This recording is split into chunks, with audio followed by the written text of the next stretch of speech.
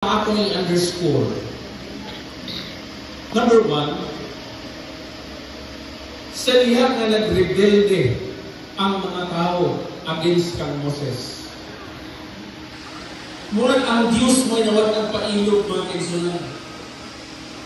Si Moses, nung nagpabili na niya yung pailog, ang Diyos mo'y murag nahulot ang pailog. Or probably it was just like a reverse psychology on the part of God. Iyo na Ginoo, Moses, dahil na kayo kayo ng mga tao na. Patyon ko na silang tanan. Ulit, ibilin ako, ikaw na lang. Ingon pa ni Pastor Diaz, murag malipay ko ang istorya ha. Patyon ang ganang mga tao, kanya Diaz na lang ang ibilin. Pero sabihin ko ni Moses, magkaisunan. Sa Ginoo, pagkawa ko'y ayaw paminawan. Nga gidala ko ni mga tawahan pagawas sa Ehipto, kunya mga matay na lang sila sa Ehipto. Kung sa may tanaw sa mga tao sa Ehipto, Diyos ka na walay gubat. Ingon si Moses magkaisunan, pananglitan patyon giyod mo ni mga tawahan, ako na lang patya Ginoo, buhi ang langit mga tawahan.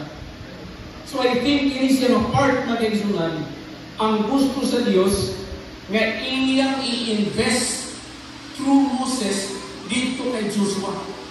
Because Moses mga kaibigan, being a leader, he was the type of the Messiah. The sacrificial Messiah. The one who sacrifices for his people.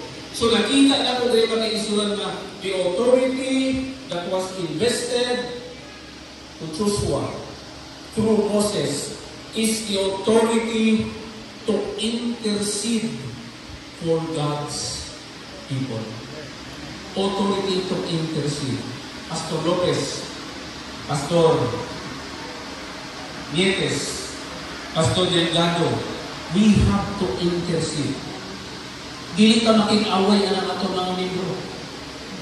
Kung naabing mga away na ito, we have to intercede. So, ano imoon? I-ampon ko sila. Ngat ko sa Diyos. Matuman unta sa atong kapanahunan. Nga mong ingon ka, Ginoo, panalangin ng mga tawhana kay gidaong dakog ko nila. Imagine that.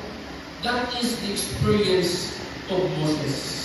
Kung sa pag-inakita dakog rin, number 2.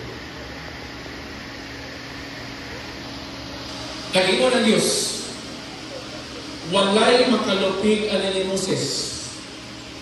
Siya ang pinaka, kung sa ganyan ang term din sa kapulanan, Meekest. blessed are the meek. He is the meekest man on earth. Wala magigaw ng Diyos na he is sinless. But he was just declared the meekest man on earth. So that is the authority to minister with humility. Pagkahimo ng leader ni Joshua, he was not a stand-alone leader. Giinan siya nga mutindog ka before Eleazar, the high priest at the time. And Eleazar would inquire from the Lord through the Urim and Thummim. And all that Joshua would do would be from the decision coming from Eleazar as he inquired of the Lord. Wala naman siguro si Eleazar kere. Dili ko kumuduty nga mura kong si Eleazar na mo ingon ko nga. Kung mga inyong mga decision, dili mo pangutanan ako. I don't have that power. I don't have that authority. Pero gusto na ko na isulti ninyo mga ordinahan, mga kaubanan ko, mga pastors. Before we make minor or major decisions, we will seek God's approval first. Masayok magyud ka, dili mo ta mga perfecto. Pero kanang ingon ni Mrs. White, should we err on the side of mercy. Dili kay nagsigit at kasayo, kaya naman, ni tuloy-tuloy lang ng ato, wala na ka nag-inquire sa atong Ginoo. So, ngayong gabi, may God bless His words. The commission that He entrusted to Moses, directed to be implemented to Joshua, be yours as well. Nga mahimo ka mga pastor, nga maihap-ihap sa pagkamapailang sanon ng Israel.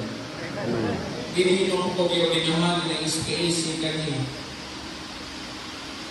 Atong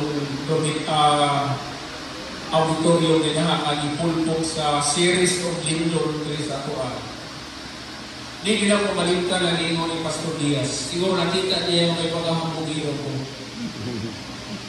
Pagkapos niya lang ko after the audition, ingon lang siya, be humble.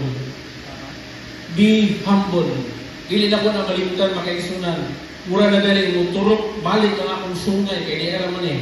Muturok man eh, makagkaroon ko niya. Ay nung daw ko ang ingon ni Pastor Diaz, be humble. The authority of Moses, He invested to Joshua, is the authority of humility. Ako po nang i-invest nila sa iyo ha. Bahala, wala na tayo talento. Bilinan lang taan ang usa. Ang Diyos malipay sa atong pagministeryo. This is my prayer to the four of you.